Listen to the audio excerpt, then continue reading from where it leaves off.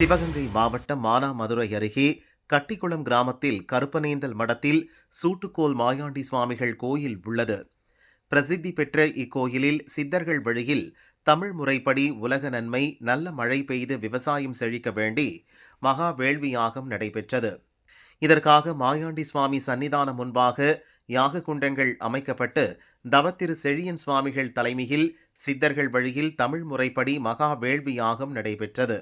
கருப்பனேந்தல் மடத்தில் கட்டப்பட்டு வரும் கோயில் பணிகள் சிறப்பாக நடைபெற வேண்டியும் சிறப்பு யாகம் நடத்தப்பட்டது. வேள்வியை ஒட்டி கட்டிக்குளம் சூட்டுக்கோல் மாயாண்டி சுவாமிக்கு பால், பன்னீர், சந்தனம், குங்குமம், திரவியம், நெய் உள்ளிட்ட 18 வகையான பொருட்களால் திருமஞ்சனம் நடத்தப்பட்டு அபிஷேக ஆராதனைகள், பூஜைகள் நடைபெற்றது. விழாவில் மதுரை, மானாமதுரை, சிவகங்கை உள்ளிட்ட பல்வேறு பகுதிகளில் இருந்து ஆயிரக்கணக்கான பக்தர்கள் கலந்து கொண்டனர். அன்னதானம் நடைபெற்றது. விழாவில் கலந்து கொண்ட பக்தர்களுக்கு புனித நீர் தெளிக்கப்பட்டு பிரசாதம் வழங்கப்பட்டது. விழாவிற்கான ஏற்பாடுகளை கருப்பனேந்தல் மடத்தின் நிர்வாகிகள், கட்டிக்குளம் கிராம மக்கள், பக்தர்கள் செய்திருந்தனர்.